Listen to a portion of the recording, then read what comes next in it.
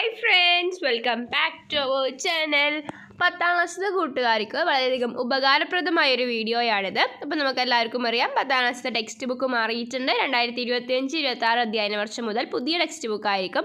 പുതിയ ടെക്സ്റ്റ് ബുക്കിൽ എങ്ങനെയാണ് പാഠങ്ങൾ വന്നിരിക്കുന്നതെന്നും അതുപോലെ പഴയ പാഠങ്ങൾ തന്നെയാണ് ഉള്ളതെന്നും ഒക്കെയാണ് നമ്മൾ ഈ വീഡിയോയിൽ നോക്കുന്നത്. അപ്പോൾ ഈ വീഡിയോയിൽ നമ്മൾ മാത്സിൻ്റെ അതായത് മാത്തമാറ്റിക്സിൻ്റെ ടെക്സ്റ്റ് ബുക്ക് പുതിയ ടെക്സ്റ്റ് ബുക്ക് എങ്ങനെയാണ് വന്നിരിക്കുന്നതെന്നും അതിലെ പാഠങ്ങൾ ഏതൊക്കെയാണ്, പഴയ പാഠങ്ങൾ തന്നെയാണ്, അതൊക്കെയാണ് നമ്മൾ നോക്കുന്നത്. അപ്പോൾ നമുക്കൊരു ടെക്സ്റ്റ് ബുക്കിന് പരിചയപ്പെടാമെന്ന രീതിയിലാണ് ഈ വീഡിയോ ഉള്ളത്. അപ്പോൾ നമുക്ക് നോക്കാം.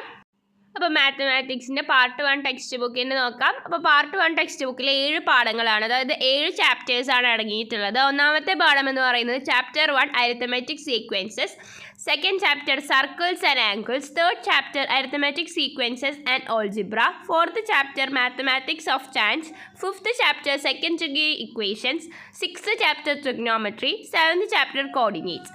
അപ്പോൾ നമ്മൾ ഈ ടെക്സ്റ്റ് ബുക്കിൽ ഈ പാഠങ്ങൾ നോക്കുകയാണെങ്കിൽ നമുക്ക് വളരെയധികം സിമിലാരിറ്റി തോന്നും. അതായത് കഴിഞ്ഞ വർഷങ്ങളിലെ ടെക്സ്റ്റ് ബുക്ക് നോക്കുകയാണെങ്കിൽ ഇതേ പാഠഭാഗങ്ങൾ തന്നെയാണ് അവിടെയും ഉള്ളത്.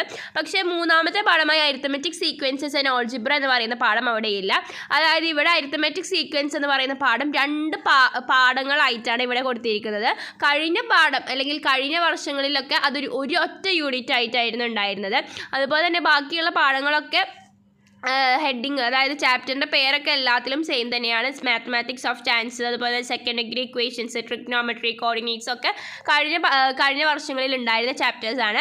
പക്ഷേ എന്തെങ്കിലും വ്യത്യാസങ്ങളൊക്കെ ഉണ്ട്. അതായത് കഴിഞ്ഞ വർഷങ്ങളിൽ നിന്ന് കുറച്ചും കൂടി കാര്യങ്ങൾ ഇവിടെ ഡീറ്റെയിൽ പറയുന്നുണ്ട്. അതുപോലെ തന്നെ ആക്ടിവിറ്റീസൊക്കെ കുറച്ച് കൂടുതലുണ്ട്.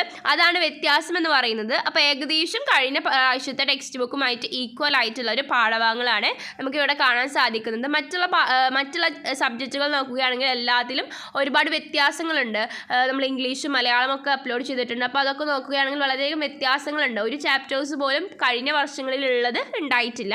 പക്ഷെ മാത്സിൻ്റെ കാര്യത്തിൽ കുറച്ച് പാഠങ്ങളൊക്കെ ഇപ്പോൾ ഇതിലുള്ള 7 പാഠങ്ങളിൽ 6 പാഠങ്ങളും നമുക്ക് കഴിഞ്ഞ വർഷങ്ങളിൽ ഉണ്ടായിരുന്ന പാഠഭാഗങ്ങളാണ്. ഓക്കെ, അപ്പോൾ മലയാള മീഡിയം നോക്കുകയാണെങ്കിൽ 7 പാഠങ്ങളാണ് ഇവിടെയും ഉള്ളത്. സമാന്തര ശ്രേണികൾ, വൃത്തങ്ങളും കോണുകളും മൂന്നാമത്തെ പാഠം, സമാന്തര ശ്രേണിയും ബീജഗണിതവും നാലാമത്തെ പാഠം, സാധ്യതകളുടെ ഗണിതം, അഞ്ചാമത്തെ പാഠം രണ്ടാംകൃതി സമവാക്യങ്ങൾ, ആറാം പാഠം ത്രികോണമിതി, ഏഴാം പാഠം സൂചക സംഖ്യകൾ. അപ്പോൾ ഇത്രയും പാഠഭാഗങ്ങളാണ് ഉള്ളത്. അപ്പോൾ നിങ്ങൾക്കിത് യൂസ്ഫുൾ ആയെന്ന് വിചാരിക്കും. അപ്പോൾ ഇതുപോലെ മറ്റുള്ള സബ്ജക്റ്റുകൾ നമ്മൾ അപ്ലോഡ് ചെയ്തിട്ടുണ്ട്. അപ്പോൾ ആവശ്യമായ കൂട്ടുകാർ അതൊന്ന് ചെക്ക് ചെയ്യുക.